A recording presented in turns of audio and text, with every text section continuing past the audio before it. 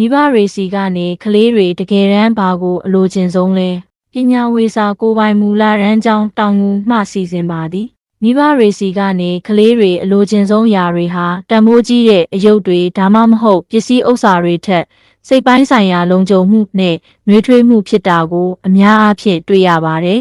။၃နှစ်အရွယ်ကလေးလေးတွေကစလို့လူပြိုပေါ်အပြိုပေါ်ဝင်အရွယ်အထိသူတို့တကယ်တမ်းတန်းတာတက်တဲ့အရာလေးတွေကိုစူးစီးဖော်ပြပေးလိုက်ပါတယ်။ဒီကလေးအတွက်အချိန်ပေးပါကလေးတွေဟာမိဘတွေနဲ့အတူစော့ကစားတာပုံမြင်နားထောင်တာနဲ့စကားပြောတာကိုအလိုချင်ဆုံးပါအဓိကအချက်ကဖုံးကြည့်နေတာမျိုးမဟုတ်ပဲသူတို့ကိုပဲအာယုံစိုက်ပြီးအတူတူရှိနေပေးတဲ့အချိန်ကိုဆိုလိုတာပါ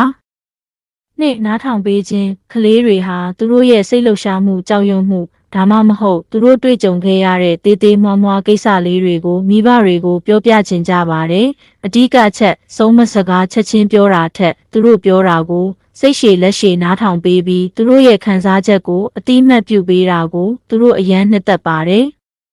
၃ချီးမွမ်းခြင်းနဲ့အားပေးခြင်းသားလေးသမီးလေးကတော်လိုက်တာဒါလေးကိုစူးစမ်းလုပ်တာမြင်ရတာဝမ်းသာတယ်ဆိုတဲ့စကားလုံးလေးတွေဟာကလေးတွေအတွက်ခွန်အားအရှိဆုံးပါအဓိကအချက်ရလက်ထက်သူတို့ရဲ့စူးစမ်းမှုကိုအတိအမှတ်ပြုပေးတဲ့မိဘမျိုးကိုကလေးတွေပိုအားကိုးတတ်ပါတယ်၄ကိုလက်ထိတွေ့မှုဖတ်ထားပေးတာခေါင်းလေးပုတ်ပေးတာလက်ကလေးကင်ထားပေးတာတွေဟာကလေးတွေကိုငါ့ကိုချစ်သူရှိတယ်ငါလုံးကြုံတယ်ဆိုတဲ့ခံစားချက်ကိုပေးပါတယ်အဓိကအချက်အထူးသဖြင့်စိတ်ညစ်နေချိန်ဒါမှမဟုတ်အမှားလုံးမိလို့ဝမ်းနည်းနေချိန်မှာထွေးပွေပေးတာဟာကလေးတွေအတွက်အကြီးမားဆုံးဆုလတ်ပါ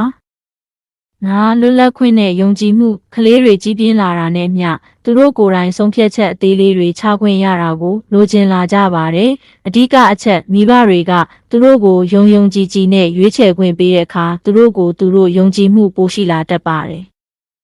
အဓိကအရေးကြီးတာကမိဘတွေစီကအပြစ်မတင်ပဲနားလည်ပေးမဲ့နှလုံးသားတစ်ခုကိုအမြဲတမ်းမျှော်လင့်နေတတ်ကြပါတယ်မိဘတယောက်အနေနဲ့ကလေးရဲ့စိတ်ခံစားမှုကိုဦးစားပေးပြီးအချိန်ပေးနိုင်ခြင်းဟာကလေးရဲ့အနာဂတ်အတွက်အကောင်းဆုံးရင်းနှီးမြှုပ်နှံမှုပဲဖြစ်ပါတယ်